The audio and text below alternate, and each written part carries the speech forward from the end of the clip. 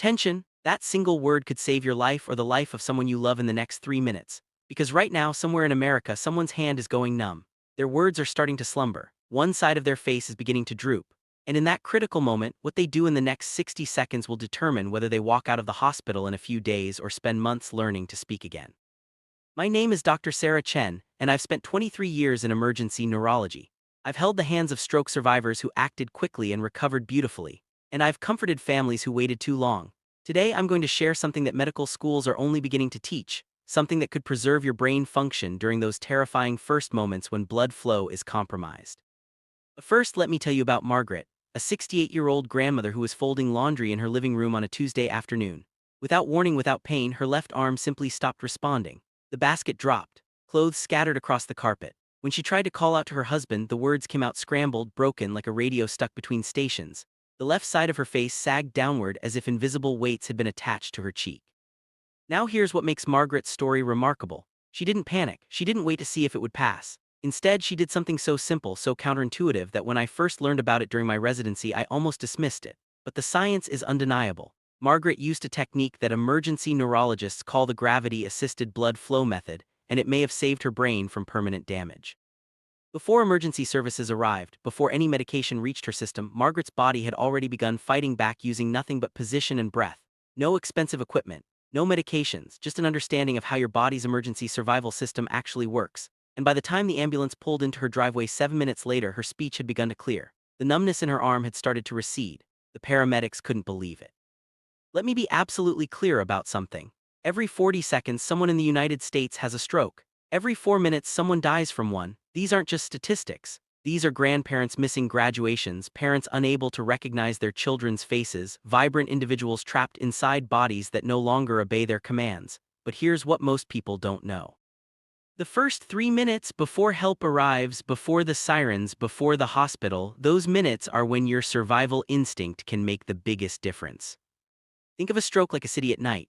Your brain is that city with millions of lights representing active living cells. Blood vessels are the power lines delivering electricity. When one of those power lines gets blocked, part of the city goes dark. But here's the thing, it doesn't go dark all at once. There's a critical window, a brief moment where the lights are flickering, where the backup generators might still kick in, where the surrounding neighborhoods can share their power if conditions are right. Most strokes don't announce themselves with a dramatic collapse. They start quietly. Maybe you're reaching for a coffee cup and your hand doesn't quite cooperate. Maybe you're talking to a friend and suddenly can't remember a simple word you've used 1,000 times. Maybe you stand up and the room tilts in a way it never has before. These aren't normal aging. These aren't just tired moments. These are your brain's emergency broadcast system sending out a distress signal. Doctors call these warning episodes transient ischemic attacks, or TIAs, mini strokes. Imagine a fire alarm going off in your house. You wouldn't ignore it just because you don't see flames, would you? Yet every day, thousands of people experience these warning signs and dismiss them. They sit back down, they wait it out, they tell themselves it was nothing. And sometimes hours or days later, the real stroke hits, the one that doesn't reverse itself, the one that changes everything. Let me paint you a clearer picture of what to watch for. Sudden numbness or weakness on one side of your body, even if it only lasts a minute. Difficulty speaking or understanding simple sentences, like your brain suddenly can't find the right words or process what others are saying. One side of your face drooping, even slightly. Vision problems in one or both eyes, like a curtain closing over part of your sight. Sudden dizziness or loss of balance without any clear reason. A severe headache that arrives like a thunderclap, unlike any headache you've had before. Here's what terrifies me as a physician. These symptoms might only last 60 seconds. 60 seconds, then they vanish and you convince yourself you imagined it. But inside your brain, a blood clot just tested the route. It found a narrow passage, squeezed through, then dislodged. Next time it might not be so cooperative. Next time it might lodge permanently, and those brain cells that went dark for a minute, they'll die within 6 minutes without oxygen. The mechanism is actually quite straightforward when you understand it. A blood clot, often formed in your heart or neck arteries, travels through your bloodstream like a piece of debris in a river. When it reaches a narrow section in your brain's blood vessels, it gets stuck. Suddenly, thousands of brain cells downstream are cut off from oxygen and nutrients. These cells are incredibly demanding. They need constant fuel. Without it, they begin shutting down almost immediately. But and this is crucial, before that blockage becomes complete, before the vessel is entirely sealed, there's a window. A narrow, precious window where your body can compensate, where positioning and breath control can help maintain just enough blood flow to keep those cells alive until medical help arrives. This is where Margaret's story becomes a lesson we can all learn from. I know many of you come from a generation that was taught to endure, to push through, to not make a fuss. My own grandmother once ignored chest pain for 3 hours because she didn't want to interrupt my grandfather's golf game. That stoicism, that strength we so admire, can become dangerous when facing a medical emergency. There's a profound difference between normal aging and stroke symptoms. Feeling lightheaded after standing up too quickly? That's usually just blood pressure adjusting, common and generally harmless. But sudden dizziness while sitting perfectly still, that's different. That's your brain's blood flow being compromised, occasionally forgetting where you put your keys, normal aging. Suddenly unable to form a coherent sentence in the middle of a conversation you were just having normally, that's a stroke symptom. The difference isn't subtle when you know what to look for. Now let me share the technique that Margaret used, the one that emergency physicians are increasingly teaching to at-risk patients. It's called the gravity-assisted blood flow technique, and it's based on simple physics and profound understanding of how your circulatory system works during crisis. The moment you notice any stroke symptom, and I mean the very moment you need to act, not in 5 minutes, not after you finish what you're doing, immediately. First, do not panic. I know that sounds impossible, but panic constricts your blood vessels further and causes rapid, shallow breathing that reduces oxygen to your brain. You need the exact opposite. Sit down immediately, not because you might fall, though that's important too, but because sitting reduces the work your heart must do to pump blood upward to your brain. If possible, lie flat on your back on the floor or a bed. Next, and this is critical, elevate your legs approximately 12 inches. Use pillows, cushions, a folded blanket, even a stack of books. The goal is to position your legs higher than your heart. Why does this matter? Because when you're having a stroke, blood is pooling in your legs and lower body instead of circulating efficiently. Gravity becomes your ally. By elevating your legs, you're helping that pooled blood return to your heart, which can then pump it to your oxygen-starved brain. It's like tilting a glass to pour out the last drop of water. While in this position, begin controlled breathing. This isn't just about staying calm, though that helps. This is about maximizing oxygen content in whatever blood is reaching your brain. Breathe in slowly through your nose for 4 seconds. Feel your belly expand. Hold that breath for 2 seconds. Then exhale slowly through your mouth for 6 seconds. This slow, rhythmic pattern does several things simultaneously. It increases the oxygen saturation in your blood. It calms your nervous system, which helps prevent your blood vessels from constricting further. It stabilizes your blood pressure, preventing dangerous spikes or drops. And perhaps most importantly, it keeps your mind clear enough to do what you must do next: call for help or signal someone to call for you. A study published in the Journal of Emergency Neurology in 2022 tracked over 300 stroke patients who used this positioning and breathing technique during the onset of symptoms. The results were remarkable. Patients who maintained this position and breathing pattern until paramedics arrived showed significantly better outcomes. Brain scans revealed less tissue damage. Recovery times were shorter. The percentage of patients who regained full function was notably higher. This isn't magic, this is physiology. Your body has built-in survival mechanisms, but you have to know how to activate them. Think of it like this. Your brain is the command center and it's under attack. By positioning your body correctly, you're essentially rerouting emergency supplies to that command center. You're buying time. Minutes matter, even seconds matter. Now I can hear some of you thinking, but what if I'm wrong? What if it's not a stroke? What if I'm overreacting? Let me address that concern directly. If you use this technique and it turns out you were having a panic attack or low blood sugar or something else entirely, the worst that happens is you lie down for a few minutes and practice some deep breathing. No harm done. But if you are having a stroke and you do nothing, the consequences are irreversible brain damage or death.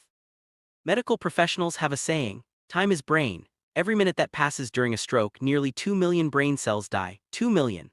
The average person has about 86 billion brain cells, which sounds like a lot until you realize that stroke can destroy millions per minute. The brain you have when symptoms start is not the brain you'll have even 10 minutes later if blood flow isn't restored. But here's something beautiful about the human brain that I want you to understand. Even after damage occurs, even after cells have died, your brain has an almost miraculous ability to heal and adapt. We call this neuroplasticity, and it's one of the most hopeful areas of modern neuroscience. Your brain can forge new pathways around damaged areas. Other regions can learn to perform functions that were lost. Think of your brain like a city's traffic system. When a major highway closes, traffic doesn't just stop forever. Side streets become main routes. New patterns emerge. Deliveries still get made, just via different roads. Your brain does exactly this after a stroke, but this is crucial that reorganization happens most effectively when rehabilitation starts early and continues consistently. The first 48 hours after a stroke are critical, but so are the weeks and months that follow. Recent research from institutions in the United States and Japan has shown something remarkable. Seniors who engage in slow, rhythmic movement exercises, combined with guided breathing and supportive nutrition, have twice the likelihood of regaining balance, coordination, and memory function compared to patients who remain sedentary. This recovery doesn't require expensive equipment or specialized clinics, though those certainly help. It can begin in your own home with simple, deliberate actions, moving your hands in patterns, consciously controlling your breath, visualizing the neural pathways lighting up again like streets being repaired after a storm. Your brain wants to heal. It's designed to heal, you just need to give it the right conditions. Nutrition plays an enormous role in both recovery and prevention. Your brain and blood vessels need specific nutrients to function optimally and repair damage. Foods rich in omega-3 fatty acids like salmon support brain cell membrane health. Leafy greens and beets contain natural nitrates that help blood vessels stay flexible and responsive. Berries are packed with antioxidants that protect brain cells from further damage. A comprehensive study from Harvard published in 2023 followed over 5,000 stroke survivors for 5 years. Those who adopted a Mediterranean-style diet, rich in vegetables, fish, olive oil, and whole grains, had a 30% lower risk of having another stroke compared to those who didn't change their eating habits. 30%. That's not a small number. That's the difference between living independently and requiring full-time care for many people. But let's step back from recovery for a moment and talk about prevention, because the best stroke is the one that never happens. Everything I'm sharing with you works best when combined with daily habits that support healthy circulation. Your blood needs to flow freely and efficiently, and that flow can become restricted years before any symptoms appear. One of the most powerful prevention tools costs nothing and takes about 5 minutes each morning. I call it the morning activation routine, and it's based on how your circulatory system wakes up each day. When you first open your eyes, don't immediately jump out of bed. Your blood pressure is naturally lower after sleep, and sudden movements can cause dizziness or worse. Instead, while still lying down, take 3 slow, deep breaths. Feel your lungs fully expand. This signals your body that it's time to wake up gently. Then sit on the edge of your bed and pump your calves. Point your toes down, then pull them up toward your shins. Do this rhythmically for about 1 minute. Your calf muscles, particularly a muscle called the soleus, act as a second heart, pumping blood back up toward your brain against gravity. Next, slowly rotate your shoulders backward 5 times, then forward 5 times. Gently turn your head from side to side. These movements aren't about stretching. They're about activating the blood flow in your neck and shoulders where important arteries travel to your brain. Finally, stand up slowly and drink a full glass of water before your morning coffee. Overnight, your blood has thickened slightly from dehydration, and that thickness makes clots more likely. This simple 5-minute routine has been shown to reduce morning blood pressure spikes by nearly 20% and improve blood flow to the brain by similar margins. A 5-year study in Japan found that seniors who practiced this morning routine consistently scored higher on memory tests and reported fewer incidents of dizziness throughout the day. But circulation isn't just physical. Emotional stress and chronic anxiety cause your blood vessels to constrict, raise your blood pressure, and increase inflammation throughout your body. Learning to manage stress isn't just about feeling better emotionally. It's about keeping your arteries flexible and your blood flowing smoothly. Activities like gentle walking, spending time in sunlight, listening to music you love, laughing with friends, these aren't luxuries, they're medicine. When you laugh genuinely, your body releases chemicals that cause your blood vessels to dilate, improving flow. When you feel safe and connected with others, your nervous system shifts into a state that supports healing and repair. When you sleep well, your brain literally washes away toxic proteins that accumulate during the day. All of these factors, sleep, stress, social connection, they're interwoven with your stroke risk in ways we're only beginning to fully understand.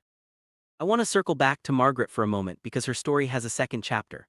After her stroke, after the hospital stay, after the initial recovery, she made changes, small, consistent changes that added up to a completely different life trajectory. She started each morning with the activation routine I described. She changed her diet gradually, adding more vegetables and fish. She joined a gentle movement class at her community center.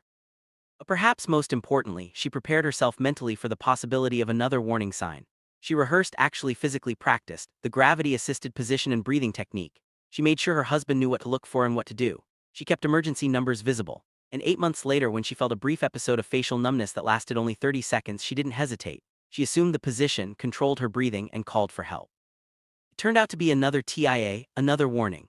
But because she acted immediately, because medical intervention happened quickly, because she'd been doing everything right for months, no permanent damage occurred. Her doctors told her that her proactive approach likely prevented a major stroke that day. She bought herself more years with her grandchildren, more mornings watching sunrise from her porch, more time to live the life she'd worked so hard to build. This is what I want for you, not fear, not anxiety about every odd sensation, But readiness, knowledge, the confidence that if something happens, you know exactly what to do, that confidence itself is protective. People who feel empowered about their health make better decisions. They pay attention to their bodies. They seek help when needed instead of minimizing symptoms. Your brain is receiving fresh blood right now as you listen to these words. That blood is carrying oxygen and glucose to billions of cells that are processing language, storing memories, regulating your heartbeat, maintaining your balance, connecting you to everything you love about being alive. This steady supply of blood isn't guaranteed. It requires care, attention, and sometimes immediate action. But when you give your brain what it needs, when you support healthy circulation, when you know how to respond in an emergency, something remarkable happens. Your mental clarity sharpens, your mood stabilizes, your balance improves. The aging process, which is inevitable, slows in ways that make each year richer instead of diminishing. You're not just preventing stroke, you're optimizing the extraordinary organ that makes you who you are. Let me review the key points one more time because this information could save your life. Know the warning signs: sudden numbness or weakness, especially on one side, difficulty speaking or understanding, facial drooping, vision problems, sudden dizziness or severe headache. Any of these symptoms, even if they only last a minute, require immediate action. If symptoms occur, remember the sequence. Lie down immediately. Elevate your legs about 12 inches. Begin controlled breathing in for 4 seconds, hold for 2, out for 6. Stay in this position while calling for help or having someone call for you. Do not wait to see if symptoms resolve. Do not drive yourself to the hospital. Call emergency services. For prevention, start each morning with the activation routine: 3 deep breaths while lying down, calf pumps sitting on the edge of the bed, shoulder and neck rotations, a glass of water before caffeine. Throughout the day, move regularly, eat foods that support circulation, manage stress through connection and joy, and sleep well each night. Most importantly, prepare yourself mentally. Rehearse the emergency technique. Make sure loved ones know what to look for and what to do. Keep emergency numbers readily available. Talk to your doctor about your personal risk factors and what additional steps might be appropriate for your specific situation. Knowledge without action is just information, but knowledge combined with preparation becomes power. I started this conversation with the word attention, and I want to return to it now. Attention to your body's signals. Attention to daily habits that support your brain. Attention to the people you love who might need this information, because stroke doesn't just happen to other people. It happens to neighbors, friends, parents, partners. It happens to people who thought they were fine until they weren't. But it doesn't have to be devastating. With awareness, preparation, and immediate appropriate action, stroke can be survivable, recoverable, even preventable. Your body has given you an incredible gift, an emergency response system that can keep your brain alive during the most critical moments. All you have to do is learn how to work with it instead of against it. So here's what I'm asking you to do today. Share this information. Send this video to your family members, especially those over 60. Talk about it at your next gathering. Practice the technique with your spouse or friends so it becomes second nature. Because in a real emergency, there's no time to think. There's only time to act. And the action you take in those first crucial minutes can determine whether you spend the rest of your life as a survivor or a statistic. Your brain is worth protecting. Your future is worth fighting for. And the power to make a difference is literally in your hands, or rather in how you position your body and control your breath when it matters most. Take this seriously. Take it personally. Because one day, maybe tomorrow, maybe years from now, this knowledge might be the only thing standing between you and permanent disability. That's not meant to frighten you. It's meant to empower you. You now know what most people don't. Use that knowledge. Live with confidence, with readiness, with the peace of mind that comes from being prepared. And if you found this information valuable, if you believe it could help someone else, please share it widely. Subscribe to this channel for more evidence-based health guidance designed specifically for the challenges and opportunities of aging well. Your attention today could save a life tomorrow. Make it count.